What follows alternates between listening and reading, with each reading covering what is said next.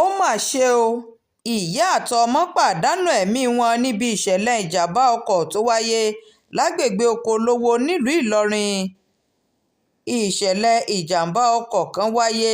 lówùúrọ̀ ọjọ́ àìkú sannde tí í ṣe ọjọ́ kejì inú oṣù kejì ọdún 2025 ní agbègbè okolówó níjọba ìbílẹ̀ gúúsù ìpínlẹ̀ kwara látàrí bí ọkọ̀ tirẹ́là kan tó ń bọ̀ láti agbègbè ògidì ti sọ ìjánu ọkọ̀ nù, léyìí tí arábìnrin kan àti ọmọ rẹ̀ sì pàdánù ẹ̀mí wọn níbi ìṣẹ̀lẹ̀ ọ̀hún. Gẹ́gẹ́ bí oṣojú-mi kòró kan ti ṣàlàyé pé dẹ́rẹ́bà tó wa ọkọ̀ tirẹ́là náà sọ ìjánu ọkọ̀ nù tí ó sì kọlu àtìyá àti ọmọ ọ̀hún tí wọ́n wà lórí ọ̀kadà. Gẹ́gẹ́ bí ọ̀rọ̀ látẹnu oníṣòwò POS kan tí ìṣẹ̀lẹ̀ náà ṣojú rẹ̀, Sulaiman Dauda náà tún ti ṣe lálàyé pé ìṣẹ̀lẹ̀ náà wáyé ní nǹkan bíi aago 10 òwúrọ̀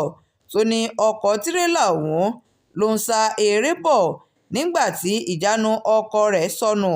tó sì ṣe àkọlù sí àtìyá àti ọmọ tí wọ́n gbẹ̀mí mì lẹ́sẹ̀kẹsẹ̀, ṣùgbọ́n tí orí kó ọlọ́kadà tí ó wa ọ̀kadà náà yọ, tó ṣe àfikún rẹ̀ pé ọ̀rọ̀ ọ̀hún kò bá tún burú jù bẹ́ẹ̀ lọ tí kì bá ṣe ti ọkọ̀ tirẹ́là Dangote kan tí wọ́n gbé sí ẹ̀bá ojú ọ̀nà léyìí tó tètè mú ìdádúró bá ọkọ̀ tí ìjánu rẹ̀ sọnù ọ̀hún. Ẹnìkan tí ìṣẹ̀lẹ̀ rẹ̀ tún ṣojú rẹ̀ ọ̀hún tó jẹ́ oníṣòwò Matthias Ekene fìdí rẹ̀ múlẹ̀ wípé wọ́n tètè dá àti ìyá àti ọmọ ọ̀hún mọ̀ tí wọ́n sì tètè ké sí àwọn tó jẹ́ mọ̀lẹ́bí wọn. Ẹ̀wẹ̀, àwọn olùgbé àti àwọn tó ń ṣàmúlò ojú òpópónà ọ̀hún ti fi ẹ̀dùn ọkàn wọn hàn lórí bí ìjàmbá ọkọ̀ ti ń wáyé lójú òpópónà márosẹ̀ okolówó náà lójoojúmọ́, tí wọ́n wá rawọ́ ẹ̀bẹ̀ sí ìjọba láti tètè bá wọn wá nǹkan ṣe sí i kó tó burú jù báyìí lọ. Shakirat Arówólò Nurudeen ló ń jábọ̀ ìròyìn fún iléeṣẹ́ Atótó Arére Online TV.